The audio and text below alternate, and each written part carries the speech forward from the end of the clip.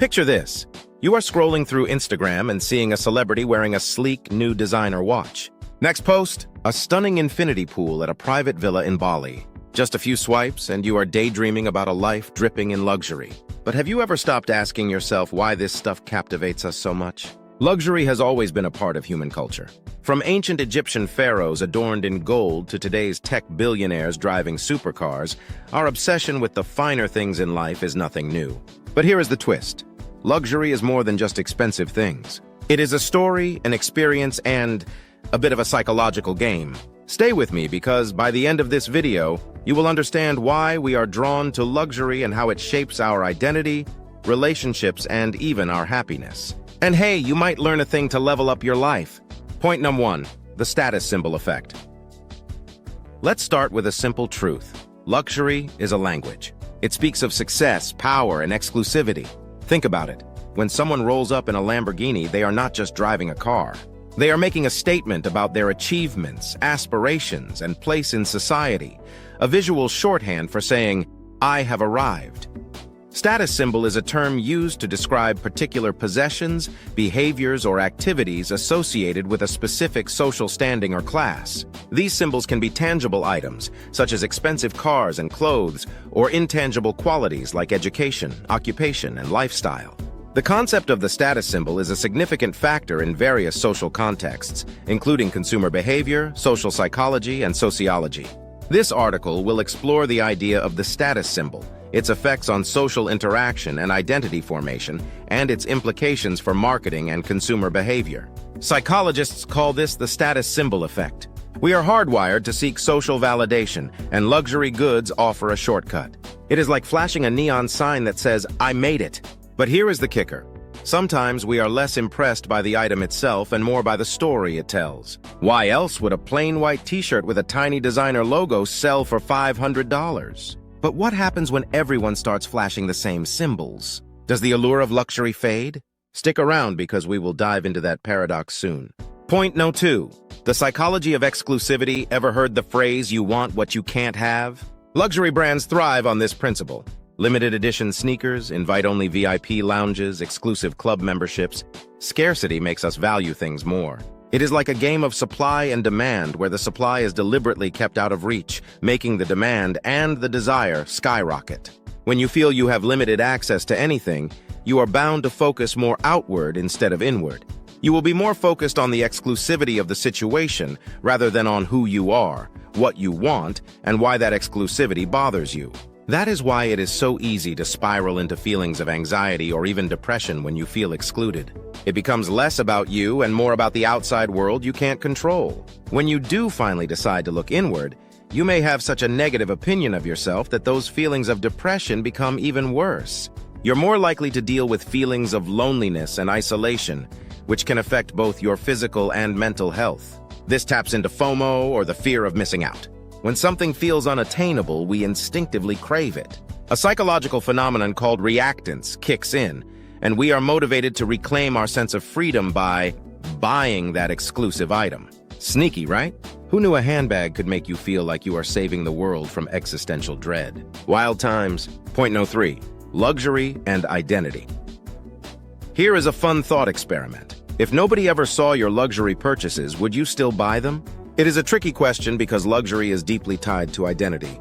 Our choices reflect who we are and who we want others to see us as. Luxury can be a tool for self-expression, a way to project confidence, or even a means to connect with like-minded individuals who share similar values and aspirations. Anna argues that these family-owned brands possess a long-term vision, a clear set of beliefs, and, notably, ideas. They share a strong sense of who they are, and this focus on identity drives their desirability. Anna believes this key differentiator is driving this sector's growth and offering greater protection from the economic slowdown many big luxury brands are experiencing. Psychologist Abraham Maslow's famous hierarchy of needs places self-actualization and esteem at the top. Luxury often checks both boxes. Whether it is the pride of owning something rare or the confidence boost it gives you, luxury helps people express who they are or aspire to be. But is this authentic self-expression or just playing a role? And does it truly make us happier? Hang tight, we will tackle that next. Point no. 4. Luxury and happiness. Let's get real. Can luxury make you happy? The answer is complicated. Research shows that experiences bring more lasting happiness than material goods. For example, a study published in the journal Psychological Science found that people who spent money on experiences reported higher happiness levels over time than those who purchased material items. Why? Experiences create memories, foster connections, and often grow in value as we reflect on them.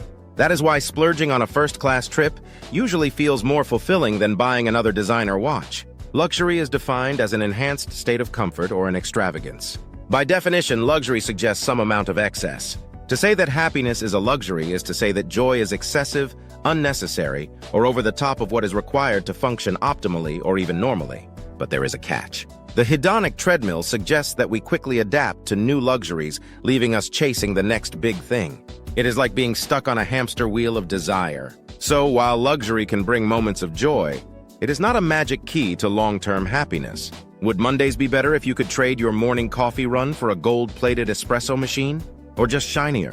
Point No. 5. The dark side of luxury is not all champagne and yachts. It can also fuel competition, envy, and financial strain. Keeping up with the Joneses often leads people to overspend, going into debt to appear wealthy.